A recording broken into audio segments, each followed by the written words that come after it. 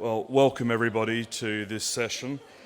My name's Nick Faulkner. I'm from the School of Computer Science at the University of Adelaide, and I'm delighted to be an ally and a supporter of so many University of Adelaide people here today, and to everybody who's come along.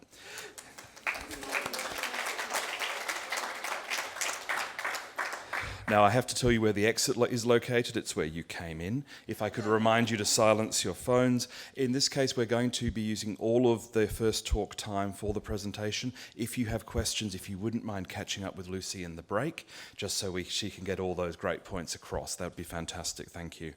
So it's my pleasure to introduce today's session, which is Creating an Innovation-Led Economy in the Fourth Industrial Revolution. And today's speaker is Lucy Cameron, who's a senior research consultant with CSIRO Data 61.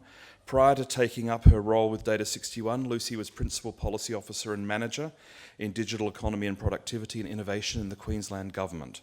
She joined the Data 61 Insight team in 2016 and has just completed a large foresight study into Vietnam's future digital economy in collaboration with Australia's Department of Foreign Affairs and Vietnam's Ministry of Science and Technology. And with no more ado, it's my pleasure to introduce Lucy.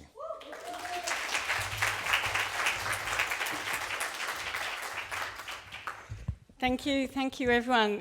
Isn't this conference fantastic?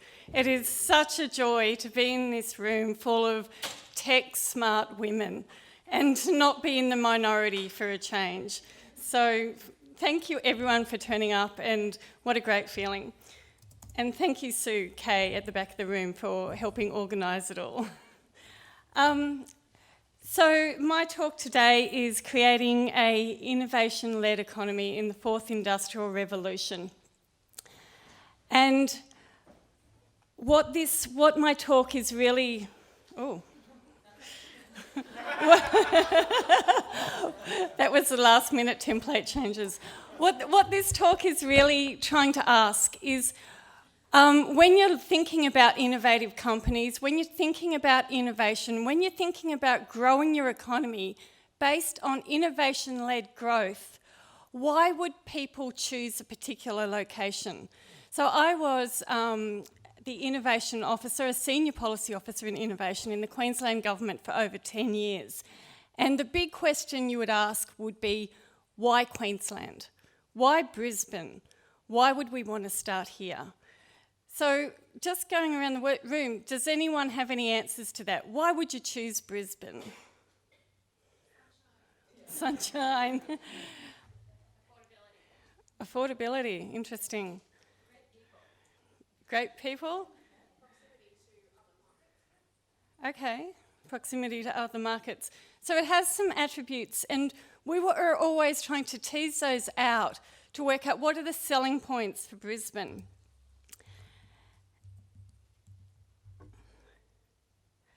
So we know innovation is essential to advanced industrial economies. It's essential, but it's also incredibly costly and it's incredibly risky.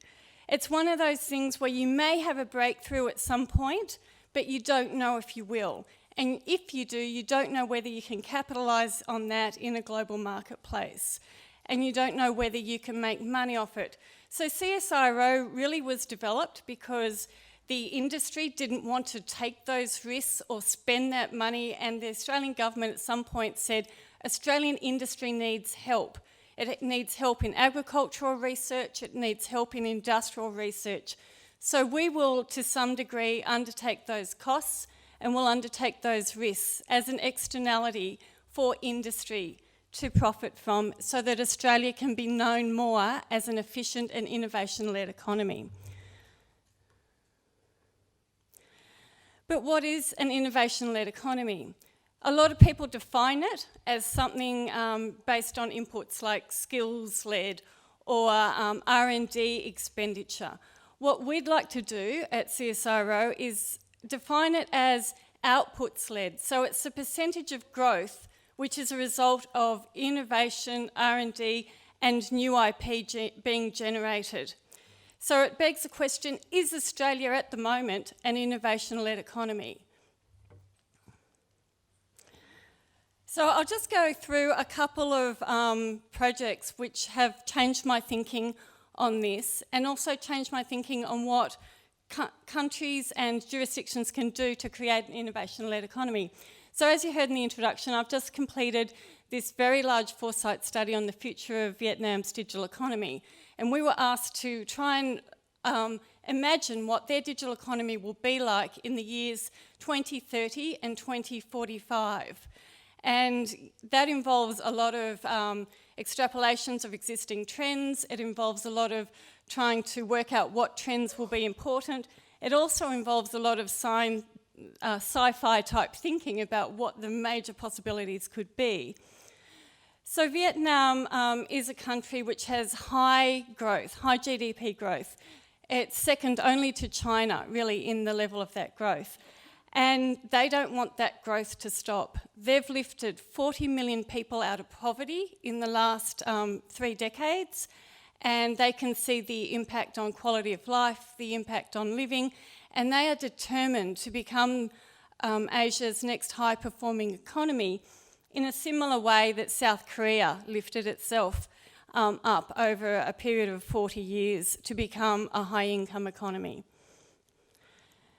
But they achieved middle income status in 2010, and middle income status is incredibly hard because on one side now you've got countries like Cambodia which can now offer lower cost wages for manufacturing to set up in, and on the other side you've got incredibly advanced economies which have got embedded innovation systems, high R&D spend, and advanced science and technology systems. So it's incredibly hard, and they don't want to be caught in what's known as the middle income trap, where countries reach middle income status and they go no further, or they stay in that middle income status for an extended period of time. They want to break through that and become a high income nation. And when you look at the countries in our region which have done that in relatively short periods of time, you've got Hong Kong, South Korea, Japan, Taiwan and Singapore. These are economies which have, at particular times in history, capitalised on spending schemes. They're all completely different, and it's hard to make comparisons. For example, 4 out of 5 of those economies are island states, but they all did it. So what was their recipe for success? Well, they had things like high export growth. They concentrated on export and on free trade. They had rapid and inclusive growth. So they spent big on health and education at a very early stage in their development. They caught up technologically, and I'll go into that a bit more, but they had stable and reliable rule of law, so people could trust them. Corruption was really clamped down on. They had low inflation. That was a big factor in all of these economies. So they really had sound economic management. They also had a high degree of their population as part of the working population between 18 and 64. So they had also good demographics. But they also changed their strategy at particular times in their development. So when they were low income, trying to become middle income, they opened up their border, they brought in foreign investment, and they became manufacturing hubs. When they went from middle income to high income, they switched from being investment-led. So in the investment-led phase, they focused on making their existing industries more efficient through total factor productivity, through using technology to replace labour. And in that phase, they had to create new industries so that displaced workforce can suddenly be employed in the new areas. And then in the high-income countries, they become innovation-led economies, i.e. they're at the technological frontier. They need to develop the technology then to move forward economically. It doesn't happen in sudden switches. As you go up from low income to high income, the level of market-led growth goes down and the level of innovation-led growth goes up. So the main point of that, showing you that, is that innovation-led economies are our particular point of development. If we want to stay a high-income country, especially in comparison to all these very ambitious smart nations in our region, we need to invest in innovation-led growth. So the second project I want to talk you through quickly is a project I did at the Smithsonian in 2015. I was one of the lucky Queensland Government Smithsonian Fellows, and I spent 3 months in Washington looking at the government's role in innovation hotspots. So I went to the Museum of American History, and they had an exhibition there which looked at 6 hotspots in America where technology suddenly became very advanced very quickly, and looked at, well, what was the role of government, and how can we replicate that here in Queensland? So there were 6 areas. There was Hartford in Connecticut, Silicon Valley, globally renowned hotspot for ICT, Medical Alley in Minnesota, Fort Collins in Colorado, Hollywood in California, and the Bronx in New York City. 2 of those are creative hotspots, Hollywood and the Bronx, but the rest are technology hotspots, and they were the ones which I really focused on to look at what was the role of government in their rise. I'll just focus now on the Silicon Valley one, but to begin with, what is an innovation hotspot? It's one of these clusters of firms. It's what I've heard this morning when talking about a robotics mining cluster here in southeast Queensland. Clusters seem to be a policy aim for a lot of areas. So they are fast growing geographically and industrially clustered firms. If you go way back, because we've had specialised areas since civilisation began, and the worth of them was really examined for the first time by David Ricardo, who was a big advocate for free trade. And what he said was, if you specialise in trade, you are advantaged even if your economy is much lower than the economy you're trading with. So it makes sense to specialise and trade. But then in the Industrial Revolution, you had economists like Alfred Marshall, who wrote a seminal book called The Principles of Economics, looking at industrial districts and agglomeration. And cities are an example of agglomeration, and it basically builds on the economies of scale of supply chains and skills chains and other things. But they're not all good. Cities can also, clusters can also mean that in times of downturn you have mass unemployment, and it means in upturns you have very big skill shortages and you have to train up very quickly.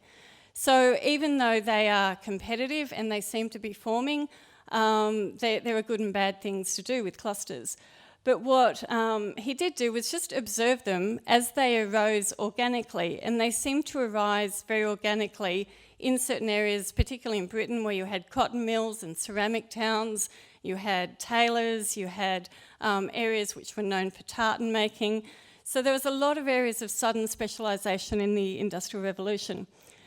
But then in 1980, Michael Porter, who's an economist now employed at Harvard, wrote this book that set the policy innovation world on fire, called The Competitive Advantage of Nations. And he said, in a far more globalised world, clusters are the key to global advantage. So suddenly everyone around the world said, got to have a cluster.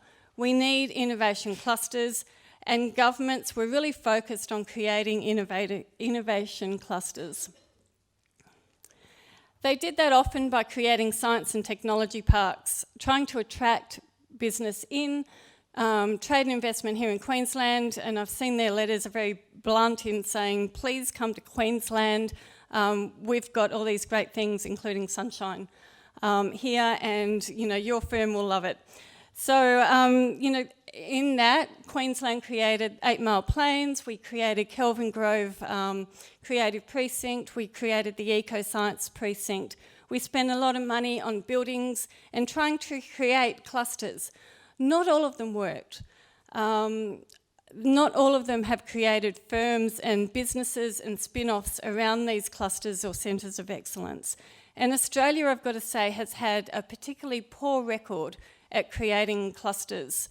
I think they do exist in Australia, but often they haven't been the result of particular government effort.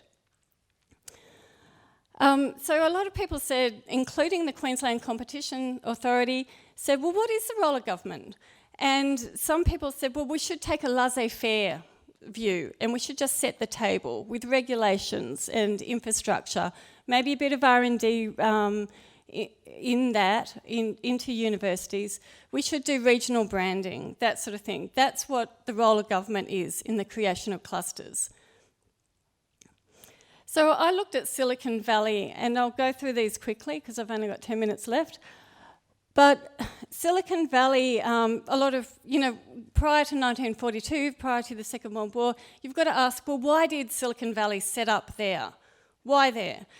And the answer to that was California was always quite rich. It was rich because there was a gold rush. It was rich because there was horticulture. It was also rich because it was the centre of engineering when railways were being built from the east coast to the west coast. And the first company related to Silicon Valley was started by an Australian called Cyril Elwell, who concentrated on vacuum tubes for communications networks, and he was also a graduate of Stanford University, which was quite young at the time. The other reason why Silicon Valley suddenly took off was because of war and conflict and the annexation of territories from the West Coast.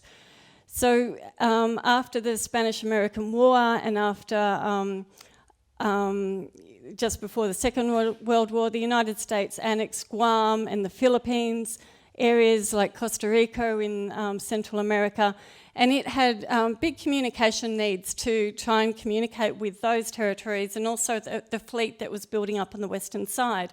So when Guglielmo Marconi came and demonstrated the power of radio waves, the Army was immediately interested. The Navy was immediately interested. And they set up an office of the Bureau of Steam Engineering, and they said to people who had technology, come to us and pitch it to us. And within 5 years, Guglielmo Marconi demonstrated it in 1899, and by 1904, they had built radio transmission towers all the way up the west and east coasts and in South America. They spent millions of dollars contracting these very early on inventors for this technology and setting up the system so that they could communicate with their boats. But not only that, they drove that technology. What they said was, your technology today can do this. What we're interested in is radio that can go over longer distances, that can go over waves, that has less interference. And they put out very specific scientific technical specs to anyone with that kind of technology to come in and pitch to the Navy.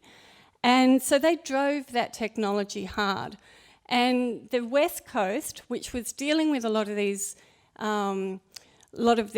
new territories, became the centre of a lot of that contracting and a lot of the early development specs.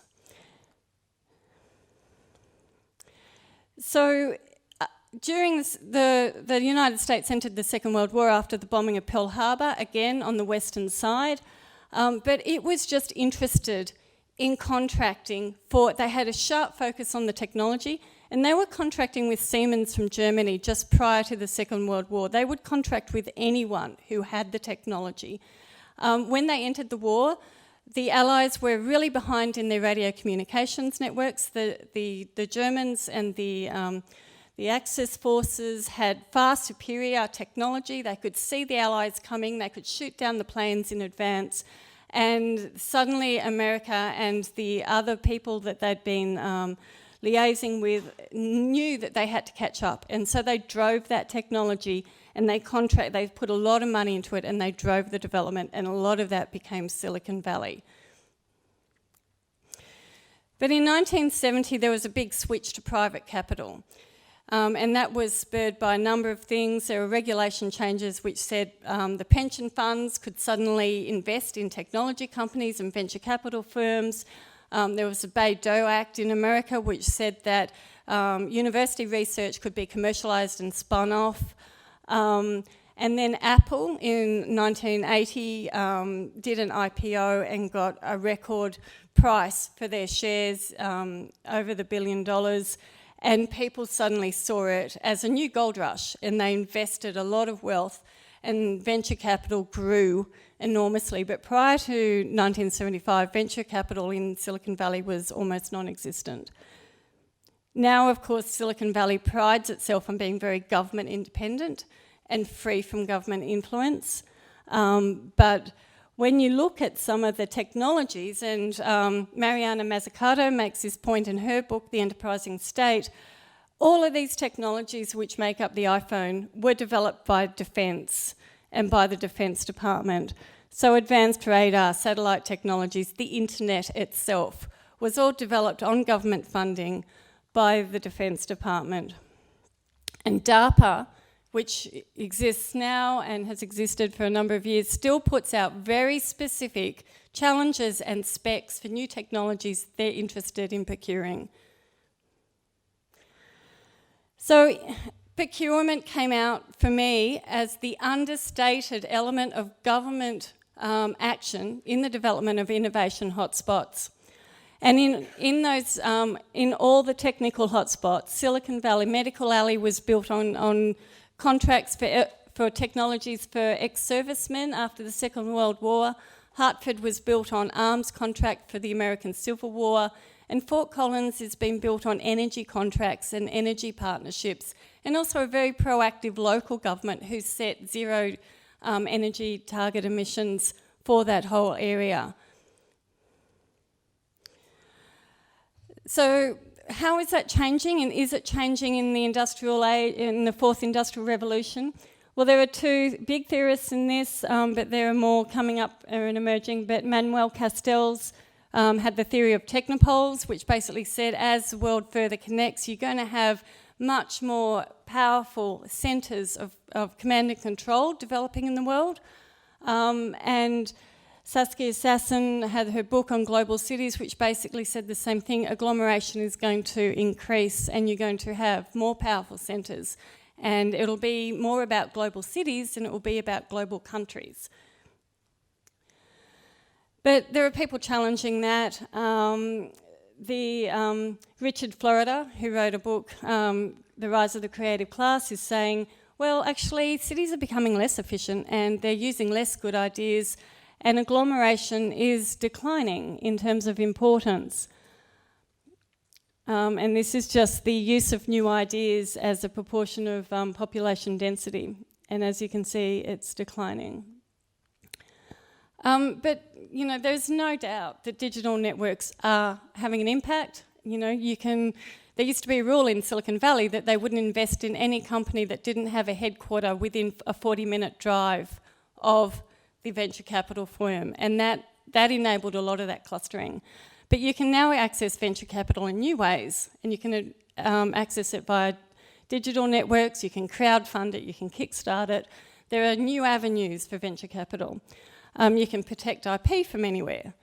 You can, you can self-train if you want to via education platforms. There are new business models.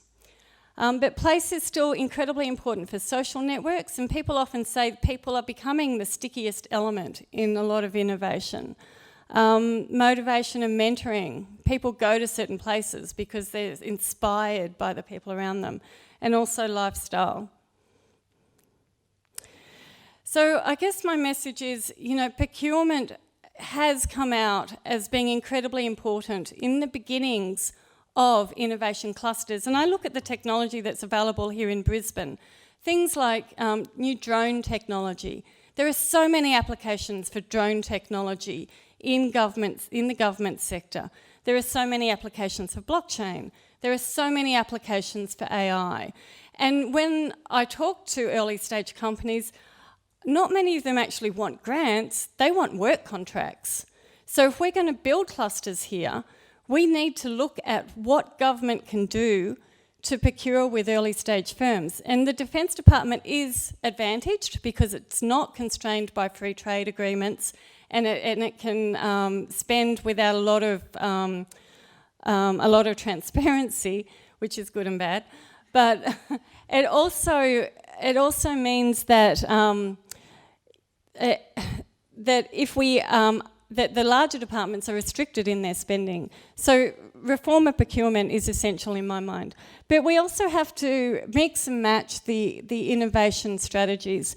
So all of these books provide unequivocal empirical evidence to say that these are the way you should spur innovation: skills, missions, technology, place, culture. But when I look at Silicon Valley, there are overlays to those parts of the innovation system. And it is a recipe that should be designed for the region that we're working on. So I've got almost no time left. And I guess I just want to say, why here? Well, I think we need to be asking the government, why, what are they doing? Why should they be contracting with local technology firms? And if you want an innovative cluster, you need to start with government itself. So why not here? Thank you.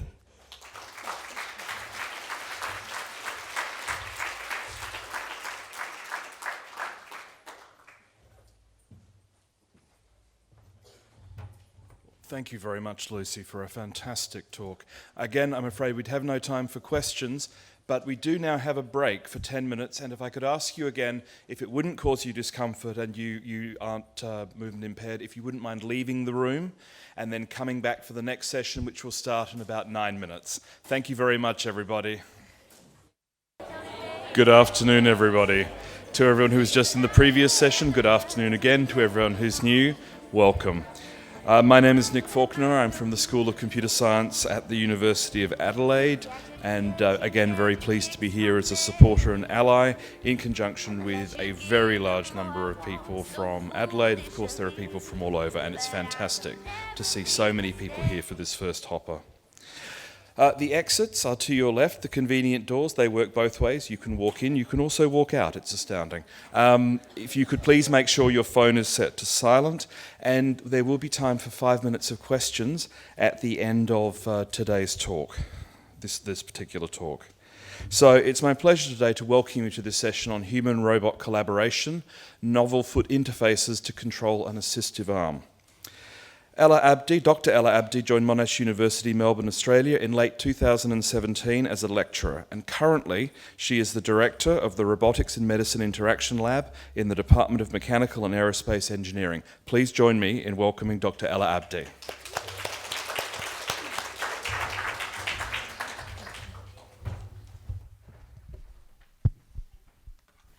Hello everyone, thank you for joining this talk today on human-robot collaboration. So this talk is more focused on a specific research than a general talk, and I hope that you enjoy it. Okay. So my name is Ella, and I'm a lecturer at Monash University, as was said, and I lead the Robotics in Medicine and Interaction Laboratory at the university. In 2017, I got my PhD at EPFL in Switzerland in robotics, and the main domains of research that we are interested in are medical robotics, human-robot interaction, haptics, and soft tissue modeling. So today, I'm going to talk about development of foot interfaces to control an assistive robotic arm for certain applications. I will start with going through a bit of motivation and background, then I will give you a bit of state of the art in the domain, and finally, I will introduce to you the foot interfaces with different control strategies. We also did some experimental studies on these interfaces, and I will talk about them as well. So this project started with having a look at the need that exists for assistance in different types of applications. I have observed a couple of surgeries, and we can see that there are always a number of people gathering in the operating room. It's very common to have like 5, 6, 7, or 8 people in the operating room. Also, in industrial applications, it's very common to have more than one person doing a task. 2 or more people need to collaborate in many of the tasks. Being specifically interested in medical applications, I went to a couple of surgeries: open surgery, laparoscopic surgery, and microsurgery. And what is common different in different types of surgery is that you need assistance. You need assistance for holding the blood sucking tube in open surgery, for holding the endoscope in laparoscopic surgery, for changing the instruments in microsurgery. And in all of these different types of surgeries, you need to hold the target tissue, retract an organ so that you can do something beneath that organ, and also you need to do suturing. And interestingly, for suturing, most of the time you need more than 2 instruments. So with this background in mind, we went on and looked at some solutions. So first of all, when I talk about collaboration, it means that we need to have teamwork, collaboration, and coordination. If the assistants are novice or unfamiliar with the main operator, this can be a source of error and inefficiency. So you might have like errors in communication, you might have inefficiencies, and you might have misunderstandings. It has been shown in the literature that these type of errors is directly related to the odds of death for the patients in medical setups. Also, on the other hand, looking from the assistant perspective, especially in medical applications, you need to do a task repeatedly for long hours, and a surgery can last for 5, 6, 10 hours. And you need to also be very precise and maybe even forceful. So as an assistant, this becomes tiring. Also, as I mentioned, a lot of humans exist in the operating room, and this means that the risk of infection for the patient is going to be increased. So we want to decrease the number of humans in the room. And finally, what if we have an emergency case and we do not have enough humans to help the main surgeon? So that's why we want to develop a robotic surgical application to be used as a third arm to make the surgeons more autonomous. We have 3 main goals. One of them is the autonomy of the surgeon, meaning that the surgeon can do most of the tasks, or at least a good portion of the tasks on their own without the need of any assistance. If they need less assistance, it also means that the need for having humans in the room will be reduced, so the need for communication will be reduced. And less humans also means less odds of infection for the patient. So for this project, we did 2 main things. The first one was that we developed a couple of behavioral investigations. We did these investigations in virtual environments with surgeons as well as engineers. And it was like 2 years of research to see how people interact with this idea. Like, the idea was to be able to do something with your 2 hands and at the same time control a third hand. We wanted to see whether it's possible, and then also to see the learning curves of the users, what is the appropriate tasks that we can have in this type of application, and what are the limits. So this was the first part, and based on this first, we went to the second part, which is design of human-machine interfaces. And today I'm going to talk mainly about this second part. I'm going to introduce you the human-machine interfaces that we have developed and talk about a bit of background in this domain. So the goal is to have human-machine interfaces that are intuitive, and we can also control the maximum degrees of freedom possible for a robot, which is working in collaboration, in close collaboration with the main operator. So now let me give you a bit of background about supernumerary manipulations. Supernumerary manipulation means that you have something additional in addition to what you normally have. Like, you have 2 hands normally, and then if you have a third arm, that's a supernumerary limb. So talking about this type of assistance in medical setups especially, we see that most of the assistants, most of the robotic assistants existing in the area are robots that are used for holding the endoscope in laparoscopic surgery. So laparoscopic surgery is a special type of surgery in which, instead of opening up the patient, like having big incisions, you are going to have very small incisions on the abdomen if I talk about the abdominal surgery, for example. And then the surgical instruments are inserted inside of the abdomen through these small openings. So obviously, the surgeon is not going to have direct view of what they are doing anymore. They are not going to see inside of the abdomen because the openings are very small. So you need to have a camera, namely an endoscope, to be able to see what you are doing inside of the abdomen. So the endoscope is an omnipresent instrument in this type of surgery. And all these robots that are presented in this slide have been developed for holding the endoscope. What was interesting for us to look at was the control strategies used in these endoscope holders. So, So the first one is using motion control. In the EndoAssist, the robot is controlled by the movements of the head of the surgeon. A lot of these robots use voice-activated strategies. The user says up, down, right, left, and the robot moves in that direction. Some of these robots are controlled by commanding joysticks or keypads, and some of them also use foot switches. Foot switches were popular towards the beginning of the developments in this area, and then they became popular again in the recent years.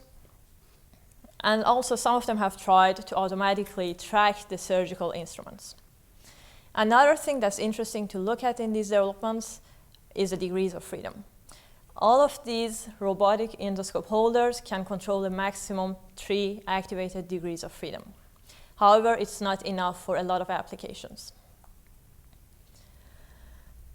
So with this background, you can see that the best control strategy for controlling these endoscope holders, or in general these robotic assistants, is an open debate.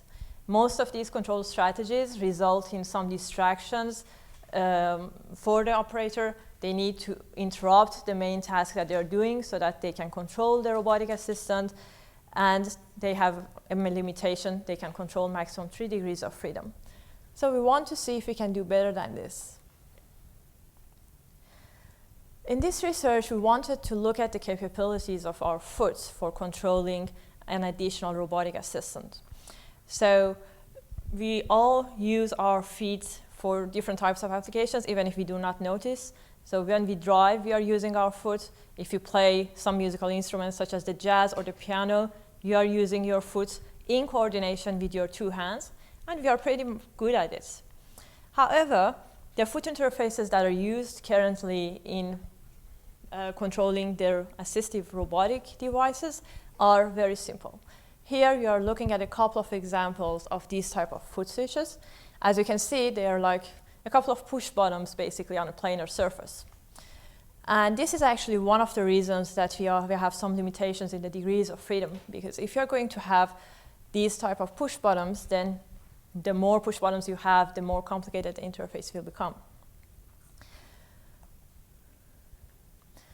So that's why we went on with the development of new strategies and trying to have some foot interfaces which are a bit better than what already exists in the market, so that maybe the surgeons whose 2 hands are already occupied can do something with this.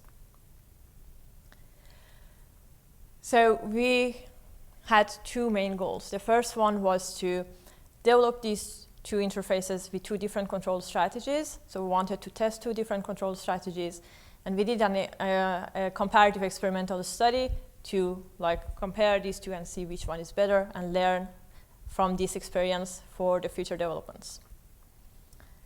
So this is the first interface that we developed. It's an elastic isometric foot interface.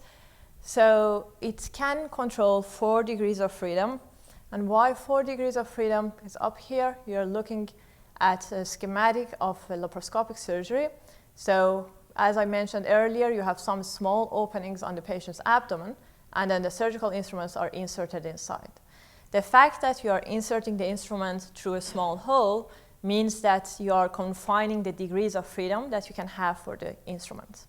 So here you have the surgical instrument. This is the abdominal wall, and you can have actually 4 degrees of freedom. One of them is the insertion, and the other one are the 3 rotational degrees of freedom that you can have.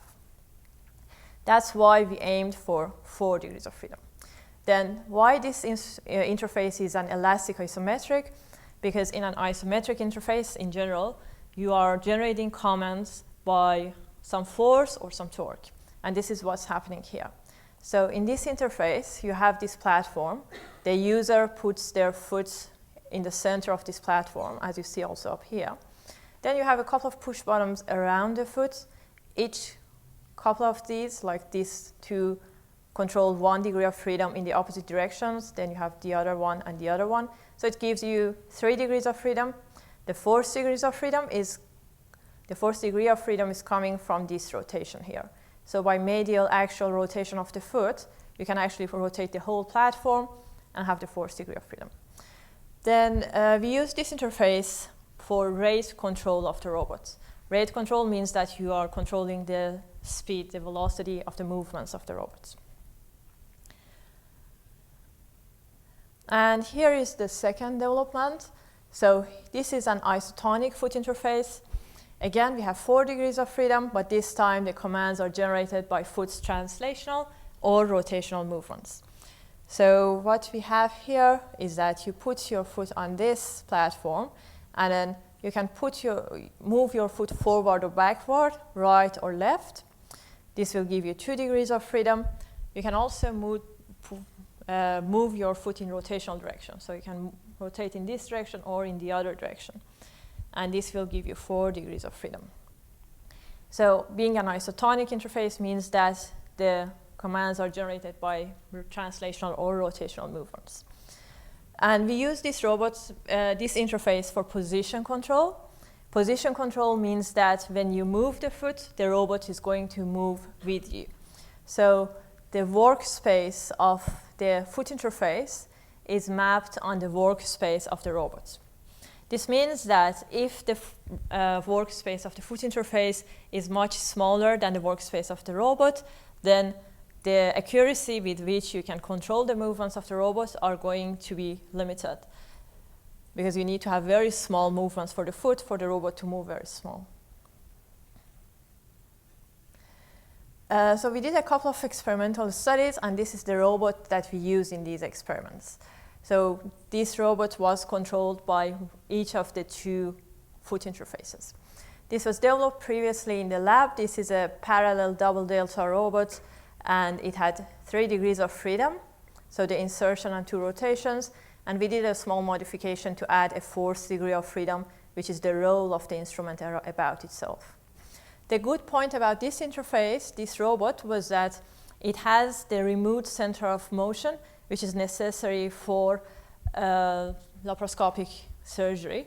Because in this surgery, as you are inserting the instruments inside of the abdomen, you need to have a point which is not moving. And that's called the remote center of motion. And that's what you have in this robot. So for the experimental paradigm for this comparative study, we wanted to have something which looks, at least try to look close enough to what surgeons actually do in laparoscopic surgery. So here is a schematic of the idea that we had. So we have the surgeon. They are holding 2 surgical instruments. Then, as I mentioned, we always need to have a camera, and the camera is now held by this tallest robot here. It's attached to the end effector. Then the surgeon can see what they are doing on the screen, and then this robot here is controlled by a foot interface. And here you are seeing a photo of a participant. So in the actual experiment, this part here was covered. So the user couldn't see directly what they are doing, but they could see what they are doing on the screen here. So the user is holding 2 surgical instruments, and the camera is attached to the end effector of this robot. In this experiment, we had a workspace which is 17 by 17, and that's because this is roughly what you have in a surgical setup. And the task was for the user to hold 2 ends of a rubber bar and then move it from the start point to one of the 3 end points that we have here. While they are moving from, for example, the start point to point 1, they cannot see the whole path directly from the camera. So what they need to do is that they need to use their foot to move the robot, the camera, in the right direction and follow the movements of their hands. We did this experiment with 6 participants, and each participant used both of the interfaces in a random manner, and they had 2 minutes of practice before actually starting the task. And here on the left, you see a participant using the elastic isometric interface. They are moving the rubber bar. Here, for the sake of showing what's going on, we have not included that cover here. But in the actual experiments, the user will see what's going on here up on this screen. Here on the left, you see the view of the camera, which is attached to this end effector here. So what we concluded from the objective assessment measures, we could see that participants preferred the elastic isometric interface basically in every sense. So the elastic isometric was this one. They found that it's more intuitive to use or to control the robot using this interface. They found it easier to use the foot for this. They were less confused by the number of simultaneous tasks that they had to do. They found it easier to keep the grasper in the camera side, and also physically and mentally it was less tiring using this elastic isometric interface. And we think that there are 2 main reasons for this. One of them is that the other interface was using position control. So the fact that the workspaces were mapped on each other means that you will have some difficulty in accurate control of the robot. And the other one is that the isotonic interface uses the actual foot movements, right, left, forward, backward, and there is actually a physical burden with this. And it's not very pleasant for the users. So based on what we have learned in this study, we are now developing new interfaces, and we hope that we can use it at some point in actual operations. So thank you very much for listening. I'm happy to answer questions.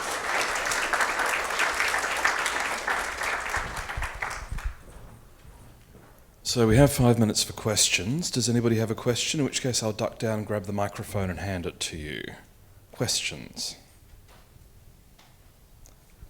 My brother. You can hear it from here. No, that's right. I'll go right there next. There are people who use hearing.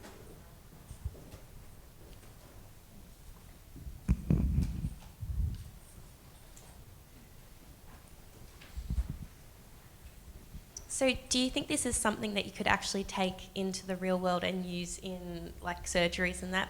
And if so, how long do you think it'll take before you could start doing that? Yeah, good question. So we are doing this project in collaboration with a couple of surgeons, and they're actually quite interested in this. So yes, we are hopeful that we can actually have it at some point in real life.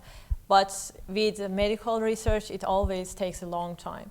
So once we are really happy with our development, then there are a couple of steps to be taken before it actually can enter the operating room, including doing some experiments on a cadaver, then on a live animal, then maybe at some point in future on humans. It takes a lot of time, which is quite understandable, but yes, we think that it has the potential for that. Other questions from the floor? Oh, excellent. I think your hand was up first, and then I'll come to you. Did you consider other systems that already make use of foot control in their everyday operations, such as heavy equipment, offshore systems? A lot of these industrial systems make use of foot controls that either your research could feed back into or you could potentially draw some insight from. Yes, we have actually looked at them and we have learned from them.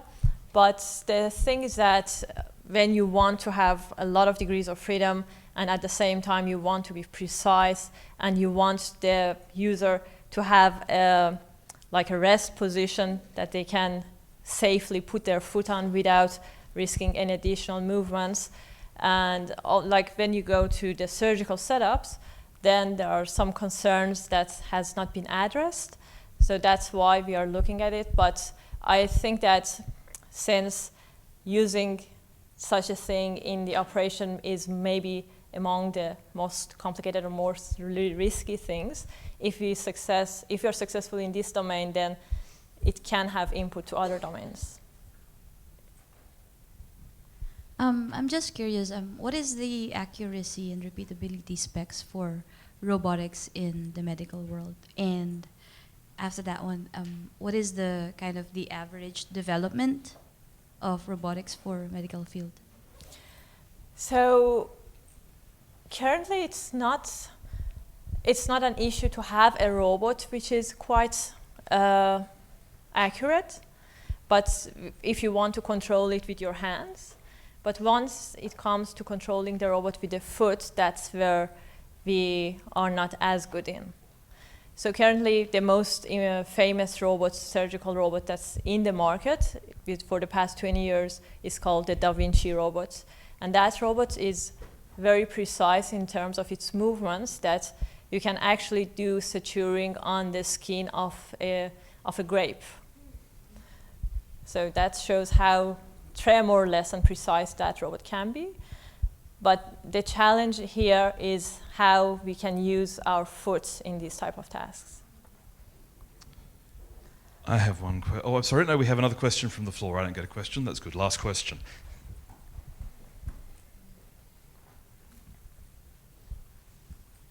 So, do you think will it be challenging to train the surgeons to make use of this? Like, how long will it take and what will the challenges be? So yeah, that's a very good question, and the first feedback that we have received from our collaborators is that make something that's as simple as possible, because otherwise the surgeons are not going to like it and they are not going to try it. So this is one of the things that we are doing in the next development that I didn't present here, that we are making things as simple as we can imagine, like to reduce the training time and to reduce the physical and mental burden as much as we can. But yes, that's very important. Well, thank you very much. And please join me again in congratulating and thanking Dr. Elahe Abdi.